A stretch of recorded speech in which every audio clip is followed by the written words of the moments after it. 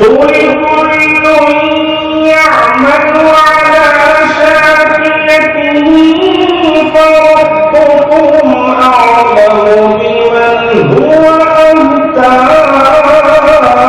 سبيلا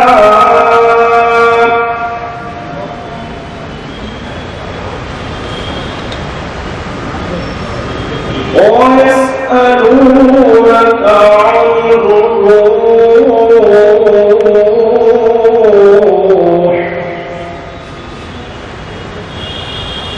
قل الروح من أمر ربي وما أوتيتم من العلم إلا قليلا صدق الله العظيم.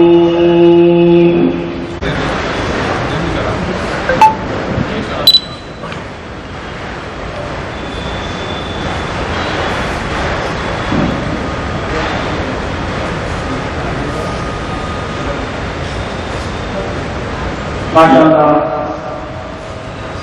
قیدیان وطن کیا جا رہا ہے.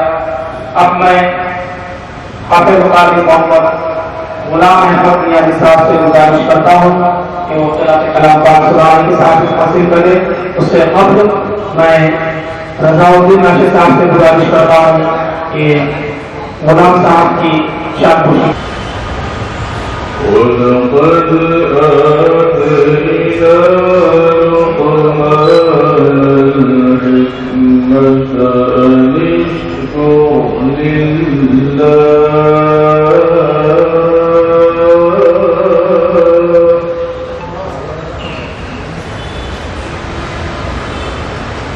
وَمَن يَشْكُرْ فَإِنَّمَا يَشْكُرُ لِنَفْسِهِ وَمَن كَفَرَ فَإِنَّ اللَّهَ غَنِيٌّ حَمِيدٌ.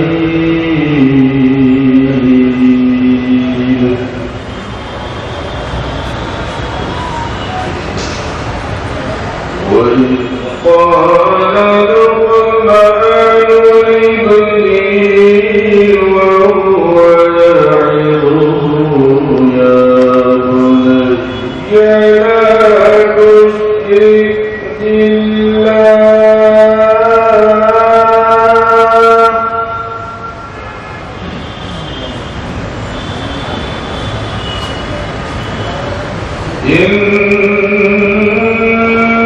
إِنَّ الشِّرْكَ لَظُلْمٌ عَظِيمٌ.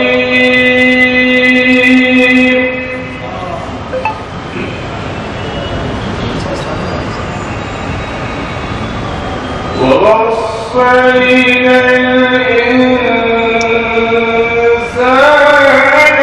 بِوَالِدَيْهِ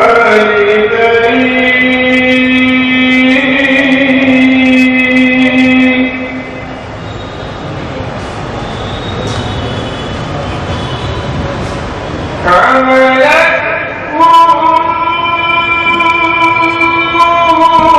وهنا على وهن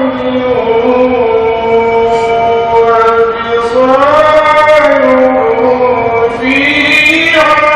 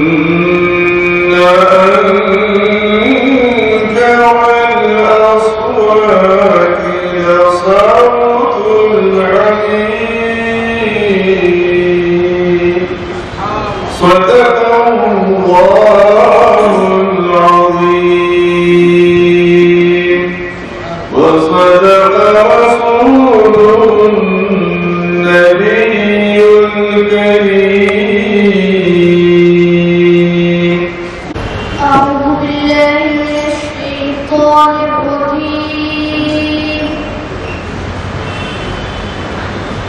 بسم الله الرحمن الرحيم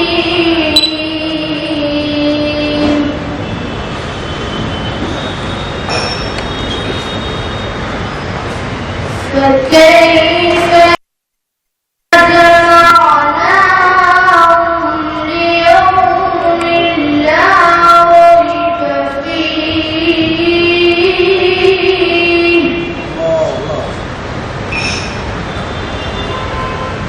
ووفيت كل نفس ما كسبت وهم لا يظلمون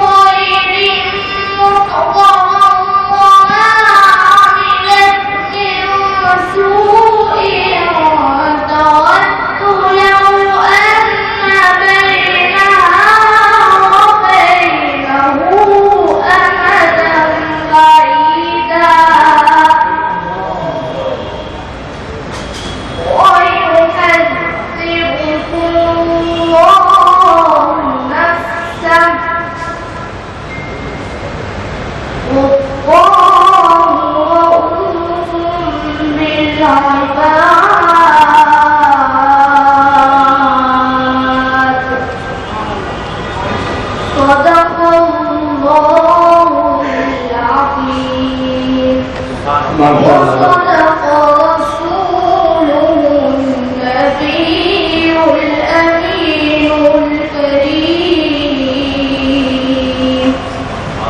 وہ اپنی خیالات کا اظہار فرمائیں. درود و سلام رحمت للعالمین پر، درود و سلام خاتم النبیین پر، درود و سلام افضل الانبیاء پر، درود و سلام سرور کونین پر، درود و سلام شافع محشر پر، درود و سلام ساقی کوثر پر، درود و سلام سرور کونین کائنات پر، درود و سلام خاتم النبیین پر، درود و سلام عبداللہ کے نور نظر پر، درود و سلام آمینہ کے لفتگیرے پر، درود و سلام حسنین کے نانا جان پر، درود و سلام فاطمہ کی بابا جان پر، ہزار و درود ہزار و سلام آپ جو ہمارے آقا نامدار احمد مصطفیٰ محمد مصطفیٰ صلی اللہ علیہ وسلم پر. معزز علماء کرام، حاضرین، اسٹار کراٹے کی طرف سے اور باقی مدرسے کی جانب سے مرحوم حافظ مقاری محمد صلاح الدین جانی صاحب کی جانب سے منعقدہ میلاد النبی صلی اللہ علیہ وسلم کے سلسلے کو جاری رکھتے ہوئے آج یہ محفل کا انعقاد میں کہا گیا ہے. بانی مدرسہ اور بانی جلسہ کو اللہ جنت الفردوس کا اعلیٰ مقام عطا کرے. ان کی خدمات اسٹار کراٹے کلب اور بابل مدرسے کے لیے ناقابل فراموش ہے. یہ خدمات ہی ان کی مغفرت کا ذریعہ ہے. ہم کیا اس خدمات کو سراہے، بلکہ اللہ تعالیٰ کا ارشاد ہے جو میری راہ میں جدوجہد کرتا ہے میں اس پہ خاص رحمتوں کا نزول کرتا ہوں. جناب صلاح الدین جانی صاحب ایک حرکیاتی شخصیت تھے اور سیرتی اور کراٹے کے لیے اپنی زندگی کو وقف کر دیے، لیکن ایک حد تک اس کے بعد جو لوگ مذاق اڑاتے تھے وہ ناظم ہو گئے خدمات پر، بلکہ شرمندگی سے معذرت خواہی کرتی ہے. جو شخص سرکار اعظم صلی اللہ علیہ وسلم کا ارشاد ہے جو شخص جیسا دیا جیسا پیدا ہوا ویسا دیے گا، جیسا دیے گا ویسا مرے گا. تو جن کی جو خدمات ہوتی ہے اسی میں اس کی زندگی گزر جاتی ہے اور خاتمہ بالخیر ہوتا ہے. روز قیامت روز محشر اللہ کی بارگاہ میں انہی حالات میں اس کو اٹھایا جاتا ہے. سرکار کا ارشاد ہے اور اسی ارشاد کی روشنی میں بزرگوں کا فرمان ہے کہ اپنے بڑوں کی تعظیم کرو اور ہمیشہ اپنی زبان پہ اچھے کلمات کا ورد رکھو. موجودہ حالات میں فلمی گانے، فحش کلامی اس حد تک زبان پہ حاوی ہو گئی کہ بغیر اس کے کوئی کام کوئی بات مکمل نہیں ہوتی. تو بزرگوں کا فرمان ہے کہ اچھے لوگوں کی صحبت میں بیٹھو اور اچھے زبان سے اچھے کلمات کو جاری کرو. جو کلمات کو جاری کرتے ہیں اسی کلمات پر آپ کا خاتمہ ہوتا ہے. ہم اپنے بچپن میں دیکھتے تھے، اب روایت کم ہو گئی ہے ابھی بھی، کہ ہمارے بوڑھے بزرگ لوگ مرد و خواتین کی کا یہ عادت تھی مغرب کے بعد لائٹ کھلتی تو منہ پہ سے ہاتھ پھیرتے اور کلمہ پڑھتے لا الہ الا اللہ محمد رسول اللہ. صبح نیند سے اٹھتے آنکھ کھولتے کلمہ پڑھتے منہ پہ سے ہاتھ پھیرتے. ہم نے اپنے بزرگوں سے پوچھا یہ کیا عمل ہے؟ تو کہا کہ ہم کو اپنے والدین سکھائے تھے کہ رات میں مغرب کی نماز کے بعد جب اندھیرا ہوتا ہے اور روشنی چراغ جلاتے ہیں، چراغ کی روشنی میں کلمہ پڑھ کے منہ پہ سے ہاتھ پھیرتے اور صبح نیند میں سے بیدار ہوتے ہیں وقت بھی یہی عمل کرو. اس سے جب آدمی کو اس کی عادت ہو جاتی ہے تو دم نکلتے وقت خود بخود زبان سے یہی کلمات نکل جاتے ہیں اور خاتمہ بھی خیر ہوتا ہے. اس لیے کرنے کا بھی رکھو، درود شریف کی کثرت رکھو اور اچھے کلمات کے ذریعے اپنی زندگی کو گزارو. کہیں ایسا نہ ہو جائے کہ خاتمہ بالخیر ہونے کی بجائے نعوذ باللہ آپ بری حالت میں دنیا سے رخصت ہو. لیکن اللہ کا کرم جن بندوں پہ ہوتا ہے ان کے لیے اللہ تعالیٰ خاتمہ بالخیر کا بندوبست کرتا ہے. اس لیے یہ مدرسے میں جتنے لوگ تعلیم حاصل کرتے ہیں ان کے تعلق سے حدیث شریف سرکار کا ارشاد ہے نیک اولاد والدین کے لیے خیر جاریہ. خیر جاریہ اس کو بولتے ہیں کہ ایک شخص اگر ایک مسجد میں ایک جانماز خرید کے لا کے دے دیتا ہے اور امام صاحب کو کہتا ہے کہ صاحب یہ جانماز مسجد میں شادی میری طرف سے نذرانہ ہے تو بہت بڑا نقصان ہوتا ہے. پر یہ چیزیں ہیں کہ اسلام کی حقانیت اور اسلام کی فضیلت اور رسول کریم صلی اللہ علیہ وسلم کی سیرت طیبہ کو دنیا میں ہر قوم ہر مذہب کا آدمی مانتا ہے, پڑھتا ہے, اعتراف کرتا ہے. اور یہ کتاب کا مورخ کتاب کو تکمیل کرنے کے بعد خاص بات ہے 3 پوائنٹوں پہ 300 صفحے کی کتاب چھاپا اور اس کا آغاز کیا. اس کے اختتام پر کتاب کا مکمل ہوئی تو اللہ نے اس کے دل میں اسلام کی محبت ڈالی, دار اسلام میں داخل ہو. یہ کتاب کی کرامت ہے. سرکار صلی اللہ علیہ وسلم کے اسوہ حسنہ کو لکھنے والا, اسلام کی خوبیوں کو ظاہر کرنے والا, 300 صفحے کی کتاب شائع کی. کتاب لکھتے لکھتے اللہ نے اس کے قلب کو, اس کے دماغ کو, اس کے دل کو ایسا موڑ دیا کہ اس نے کہا کہ سوائے اس سے اچھا مطلب کوئی اور نہیں ہو سکتا. تو اس نے کلمہ پڑھا اور اسلام میں داخل ہو گیا. تو یہ اسلام کی حقانیت ہے جو لوگوں کو کشا کشا اپنی طرف راغب کرتی ہے. یہ کسی مذہب میں یہ بات نہیں ہے جو اسلام میں پوشیدہ ہے. بہرحال میں آپ سے گزارش کروں گا کہ آپ اسوہ حسنہ پر عمل پیرا ہو جائیں, سرکار کی سیرت کو اپناتے ہوئے اپنی زندگیوں کو بہترین نمونہ بنائیں. موجودہ حالات میں اس کی ضرورت ہے کہ ہم زیور تعلیم سے آراستہ ہوں. دنیاوی تعلیم بھی ضروری ہے لیکن سب سے پہلے اپنی شناخت کو اگر بچانا ہے تو ہم مذہبی تعلیم کو حاصل کریں, اپنی تاریخ اسلام سے واقف ہو جائے اور اس کے بعد اپنی دنیاوی تعلیم پہ بھی توجہ دے. یہ دونوں لازمی اور مطلوب ہیں, ہمیشہ ہر ایک کے لیے ضروری ہے. تو جو اساتذہ محنت کرتے ہیں وہ اساتذہ قابل مبارکباد ہیں. اور ایک قدیم مدرسہ قابل اور قدیم کلب اسٹار کراٹے کلب جو عرصہ دراز سے خدمات انجام دے رہی ہے ان کے جانشین اور خصوصاً صلاح الدین جہیز صاحب کے فرزندان جو اس مشن کو جاری رکھے ہوئے ہیں لائق ستائش سے قابل مبارکباد ہے. میں مجلس اتحاد المسلمین کی جانب سے ان کو یقین دلاتا ہوں کہ کبھی بھی اس کام میں آپ کو کسی قسم کی ضرورت پڑے, کوئی رکاوٹ کرے تو آدھی رات کو آپ ان کو آواز دیجیے, ہم آپ کے ساتھ تعاون کریں گے. اچھے کام کے ساتھ دینا ہر ایک کی ضرورت ہے اور بات بھی بات ہے. ابھی یہ جو صلاح الدین جہیز صاحب تھے کٹر مجلسی آدمی تھے, ہماری جماعت کے لیے کام کرتے تھے. ہمارے راجی سے فخر ملت جو سالانہ ملت سے بے پناہ عقیدت تھی, نقیبی ملت حبیب ملت بھی ان کو کافی چاہتے تھے. ان کے فرزندان کا طریقہ ہے کہ وہ اپنے باپ کی طرح جماعت سے واپسی کی برقرار رکھتے ہوئے کام کرے. انشاءاللہ اللہ آپ کے کاموں کی ترقی اور کامیابی دے اور مدرسے کی وہ اور دن دگنی رات کو ترقی عطا کرے. بات الحمدللہ. صلی اللہ علیہ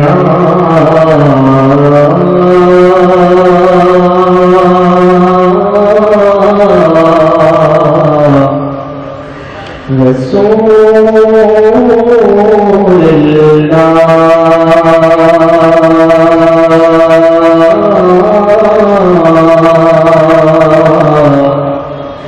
وسلم عليك يا حبيب الله. نثار تیری چہرے پہلے پہ ہزاروں عید ربیع الاول سوائے ابلیس کے جہاں میں تبھی تو خوشیاں بتا رہے ہیں. پڑھیے صلی اللہ علیہ وسلم. یہ کرم ہے حضور کا ہم پر، یہ کرم ہے حضور کا ہم پر. آنے والے عذاب ٹلتے ہیں. کرم ہے یہ کرم ہے حضور کا ہم پر. آنے والے عذاب ٹلتے ہیں. روزے کی ہے آپ کی تیرے جتنے بھی ہم پہ چلتے ہیں. اب کوئی کیا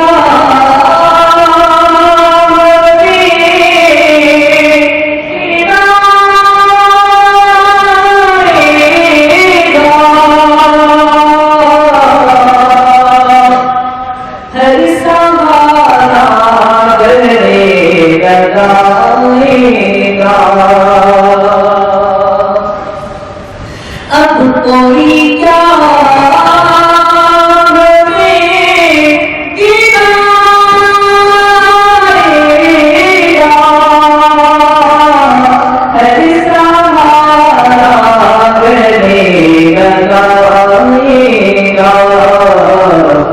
ہم نے خود کو گرا دیا ہے وہاں. ہم نے خود کو گرا دیا ہے وہاں.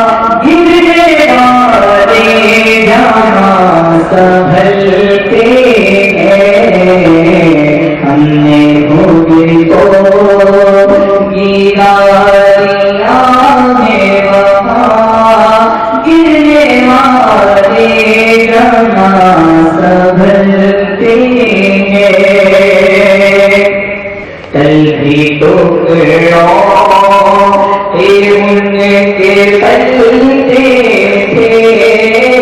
کل بھی ٹوکروں ان کے پلتے تھے. اب بھی ٹوکروں ان کے پلتے ہیں. کل بھی ٹوکروں ان کے پلتے تھے. اب بھی ٹوکروں ان کے پلتے ہیں. روز لیتی ہے آپ کی نسبت. تیرے جتنے بھی ہم پہ چلتے ہیں.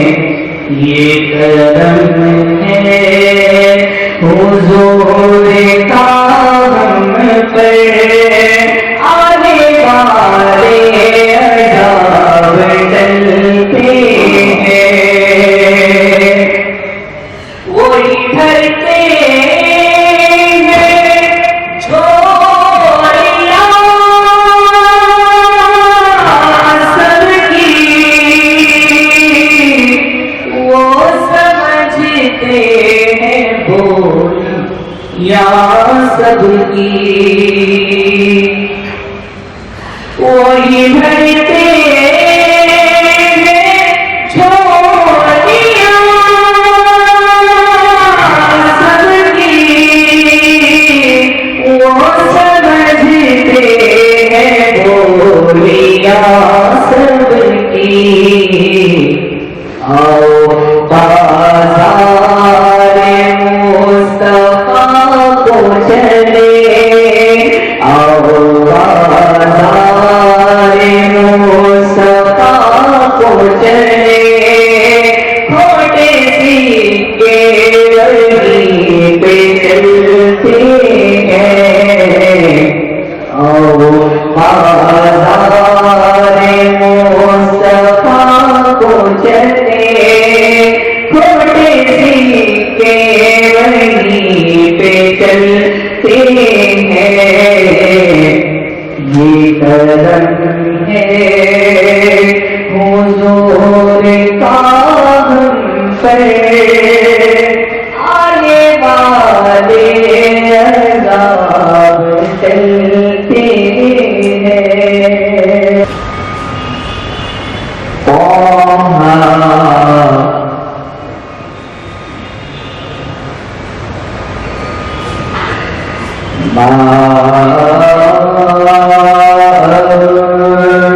أنزلنا عليك القرآن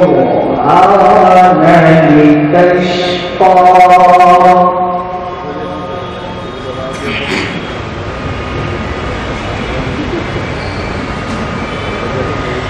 إلا تذكرة لمن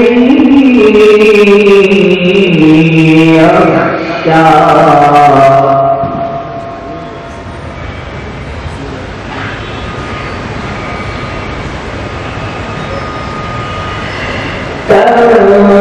تنزيلا ممن خلق الأرض والسماوات العلى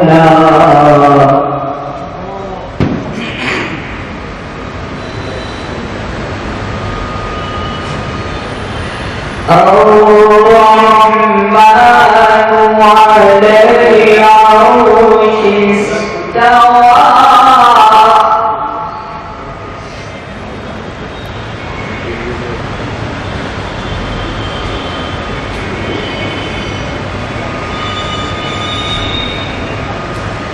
له ما في السماوات وما في الأرض وما بينهما وما تحت الثرى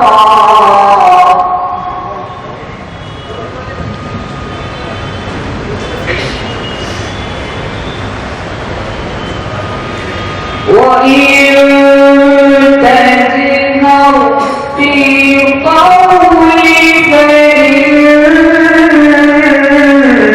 فإنه يعلم السر وأخفى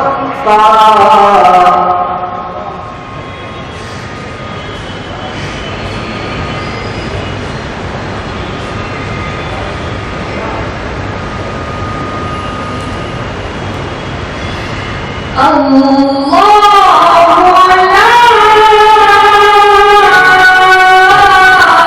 إله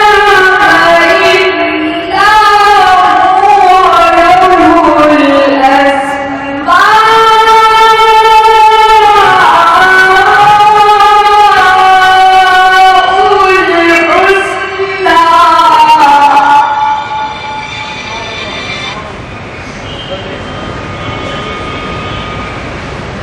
وهل أتاك حديث موسى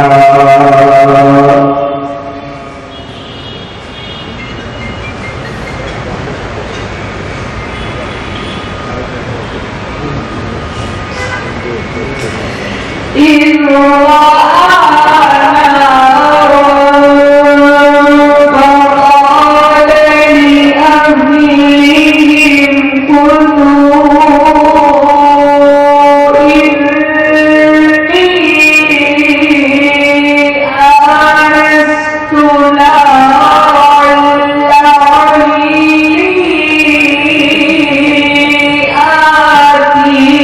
آتيكم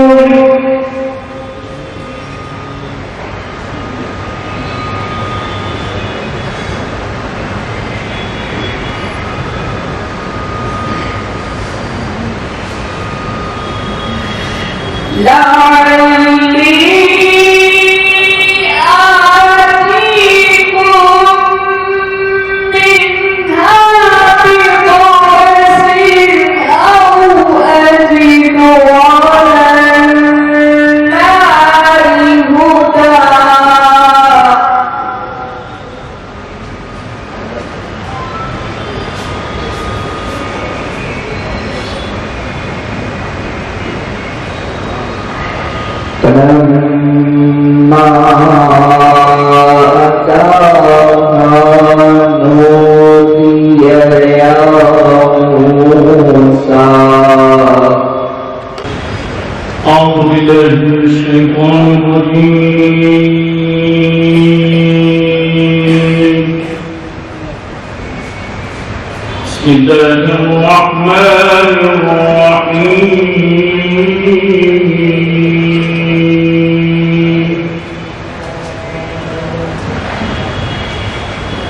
ولله ملك السماوات والأرض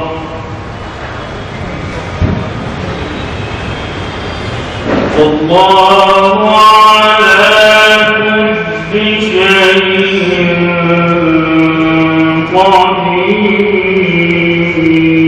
قدير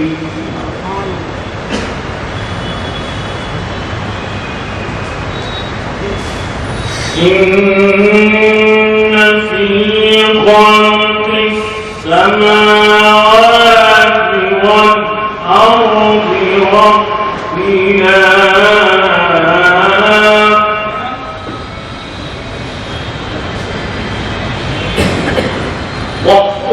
واختلاف الليل والنهار لآيات لأولي الألباب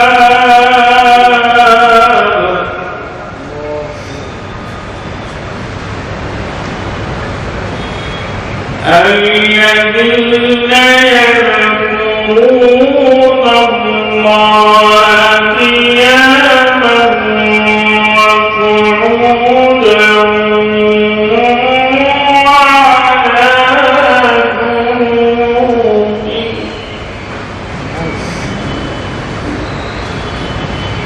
وعلى جنوبهم ويتفكرون في خلق السماوات والأرض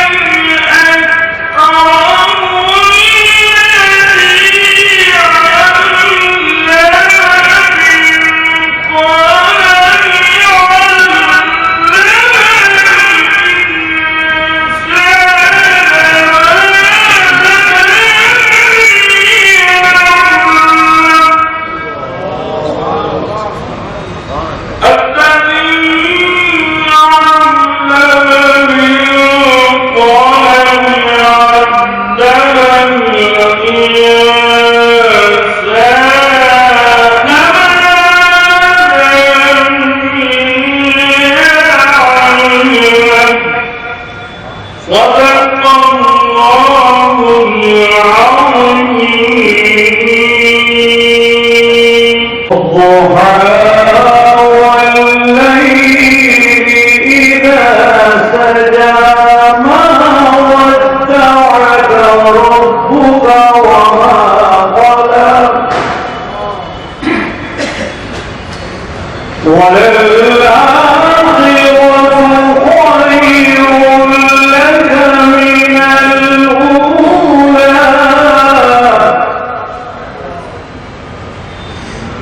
ولسوف يعطيك ربك فترضى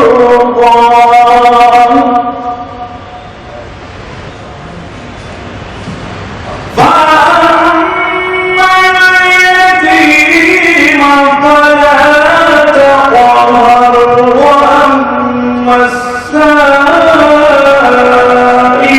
فلا تنهر